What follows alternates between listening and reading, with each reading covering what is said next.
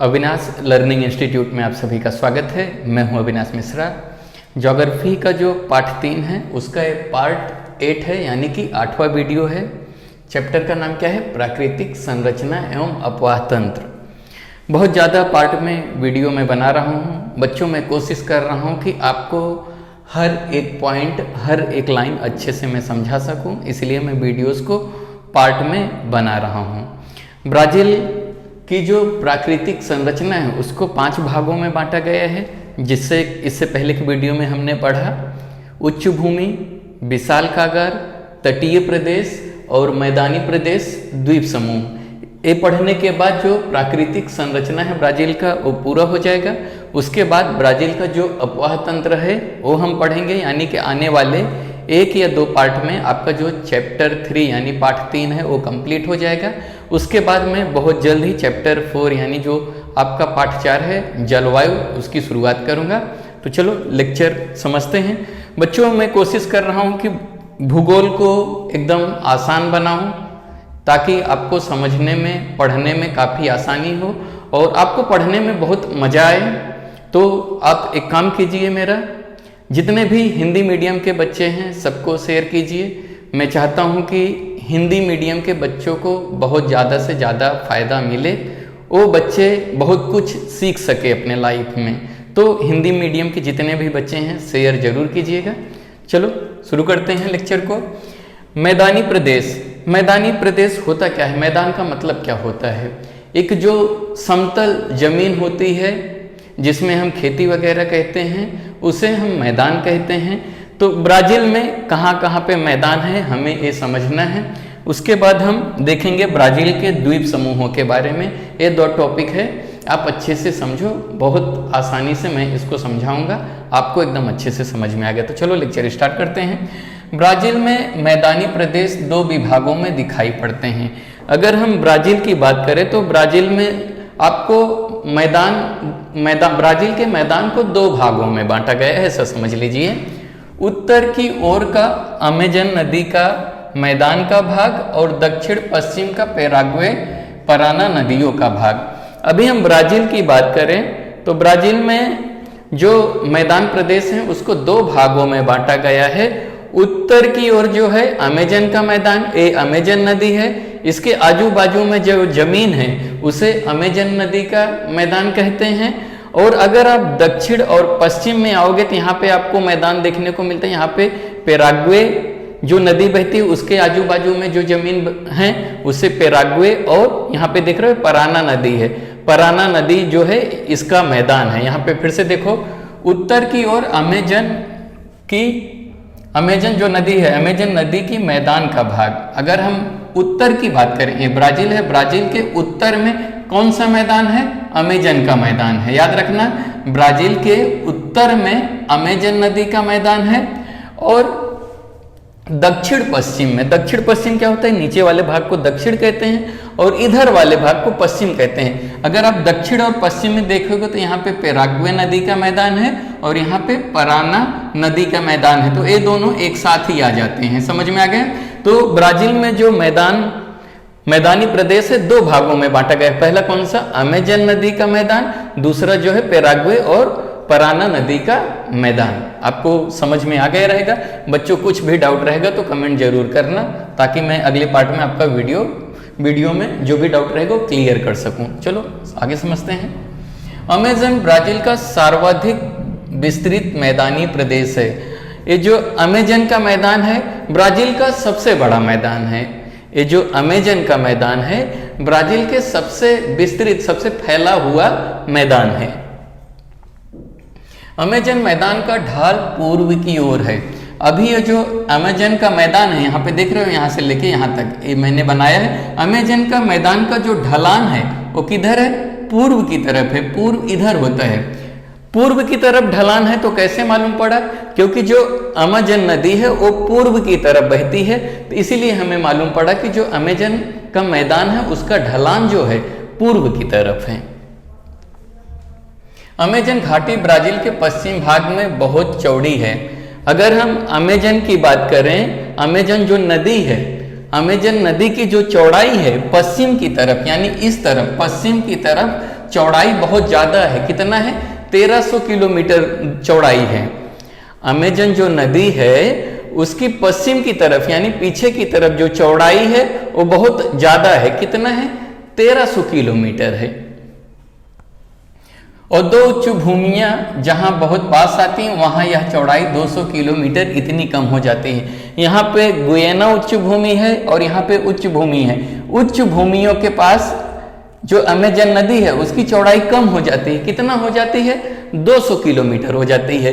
ये जो अमेजन नदी है इसकी चौड़ाई पश्चिम की तरफ 1300 किलोमीटर है और इस वाले भाग में, यहाँ पे देख रहे हो, इस वाले भाग में इसकी जो चौड़ाई है 200 किलोमीटर यानी कि बहुत कम हो जाती है। जैसे जैसे अमेजन नदी अटलांटिक महासागर की ओर जाती है वैसे वैसे मैदान की चौड़ाई बढ़ती जाती है। ये जो नदी है जैसे जैसे अटलांटिक महासागर, यहाँ पे अटलांटिक महासागर है, जैसे जैसे आप अटलांटिक महासागर की तरफ जाओगे वैसे जो यहाँ का मैदान है, मैदान की चौड़ाई यहाँ पे आपको ज्यादा मिलेगी, क्योंकि यहाँ पे क्या है, नदी का चौड़ाई कम हो जाता है तो यहाँ पे आपको जमीन ज्यादा देखने को मिलेगी। यहाँ पे नदी का चौड़ाई ज्यादा है और यहाँ पे नदी की चौड़ाई कम है। जैसे जैसे हम लोग यहाँ पे देखो, फिर से समझो, जैसे जैसे अमेजन नदी अटलांटिक महासागर की ओर जाती है, जैसे जैसे नदी अटलांटिक महासागर की ओर जाती है वैसे वैसे मैदान की चौड़ाई बढ़ती जाती है। तो यहाँ पे क्या होता है, मैदान की जो अमेजन मैदान की चौड़ाई है, जो जमीन की चौड़ाई है, यहाँ पे बढ़ जाती है। यह मैदानी भाग पूर्णतः वनों से व्याप्त है। अगर हम अमेजन मैदान की बात करें तो वहां पे बहुत घने जंगल देखने को मिलता है, बहुत ज्यादा घने जंगल देखने को मिलता है। कहाँ पे? अमेजन जो मैदान है वहां पे।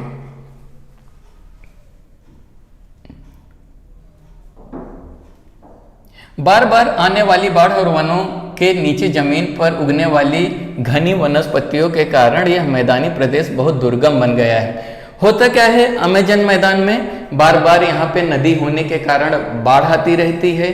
बाढ़ आने के कारण वहाँ पे जो नीचे घास वगैरह होते हैं बहुत ज़्यादा घने हो गए हैं, तो वहाँ पे का जो लाइफ है, जो जीवन है, वहाँ का रहना थोड़ा सा मुश्किल हो गया है।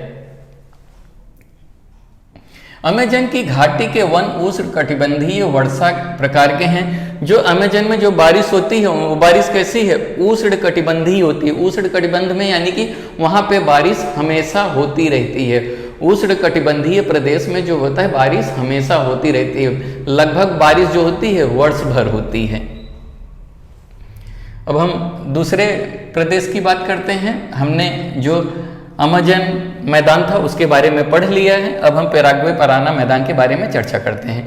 ब्राजील का दूसरा मैदानी भाग यानी ब्राजील के उच्च भूमि के दक्षिण पश्चिम में स्थित पैराग्वे पराना नदियों का उद्गम स्थल है। यहाँ पे देखिए, ब्राजील का जो दूसरा मैदान है जो उच्च भूमि के कहाँ पे है, दक्षिण और पश्चिम में। यहाँ पे उच्च भूमि है, उच्च भूमि के दक्षिण और पश्चिम में है। ब्राजील का जो दूसरा मैदान है कहाँ पे है, यहाँ पे उच्च भूमि है, उच्च भूमि के दक्षिण और पश्चिम में है, जिसका क्या नाम है, पैराग्वे और पराना, जिससे कि यहाँ पे दो नदियां निकलती हैं। एक कौन सा, पैराग्वे नदी और उसका मैदान, पराना नदी और उसका मैदान।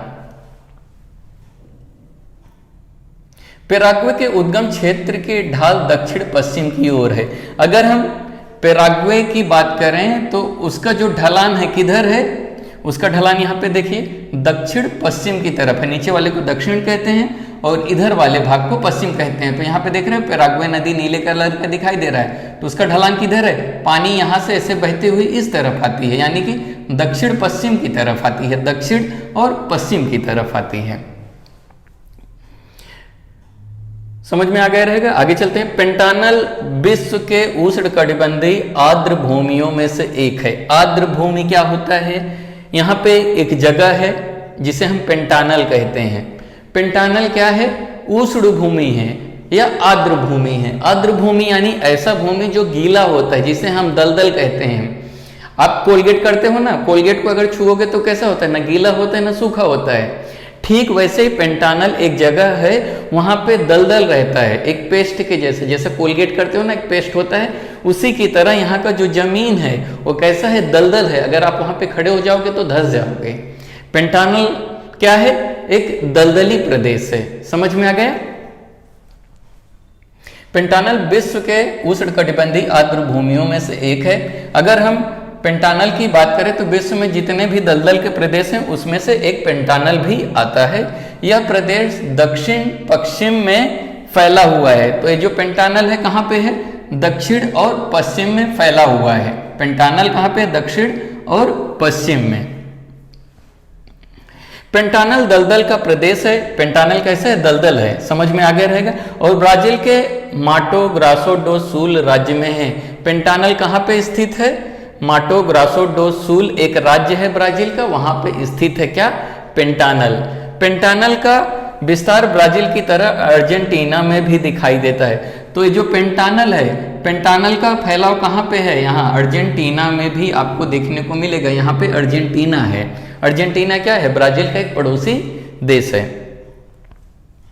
आइए अब हम देखते हैं द्वीप समूह। द्वीप किसे कहते हैं? द्वीप उन भूखंडों को कहते हैं जो चारों तरफ पानी से घिरे होते हैं। द्वीप जमीन का एक छोटा हिस्सा होता है जो चारों तरफ पानी से घिरे होते हैं, जैसे कि भारत में अंडमान और निकोबार। आप भारत में श्रीलंका को भी देख सकते हो। श्रीलंका कैसा है? चारों तरफ पानी से घिरा हुआ है, तो उसे हम क्या कहते हैं? द्वीप कहते हैं। तो आइए देखते हैं ब्राजील में द्वीपों के बारे में चर्चा करते हैं।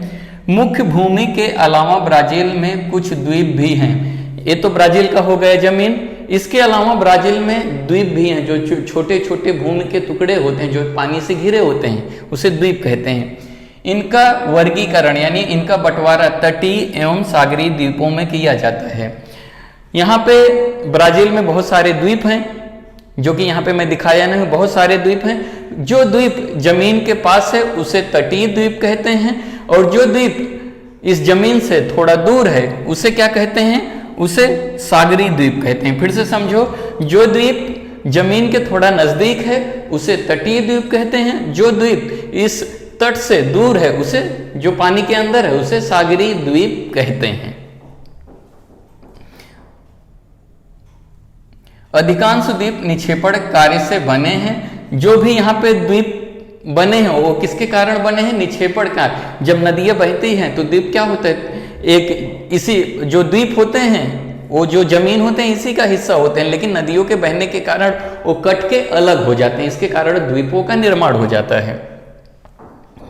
सागरीय द्वीप मुख्य भूमि से 300 किलोमीटर से अधिक की दूरी पर अटलांटिक महासागर में स्थित है। जो सागरीय द्वीप है वो यहाँ से लेके 300 किलोमीटर अगर आप पानी के अंदर जाओगे तो वहां पे आपको सागरीय द्वीप देखने को मिलेगा।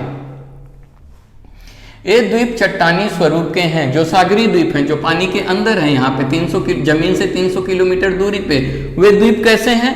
चट्टानी स्वरूप के, यानी पत्थरों के बने हुए हैं। द्वीप तो होते ही हैं पत्थरों के ना, मिट्टी वहां पे आपको देखने को नहीं मिलेगा, आपको वहां पे चट्टान यानी कि पत्थर देखने को मिलेगा। और जलमग्न पर्वतों के शिखरों के भाग हैं। अभी द्वीप क्या होता है? अंदर से एक पर्वत निकला होता है, बड़ा पर्वत, और चारों तरफ ऐसे पानी से फैला हुआ होता है। ये ऊपर वाला जो भाग दिखाई दे रहा है पानी के ऊपर निकला है, इसी को हम लोग क्या कहते हैं? द्वीप कहते हैं। यहां पे देखिए,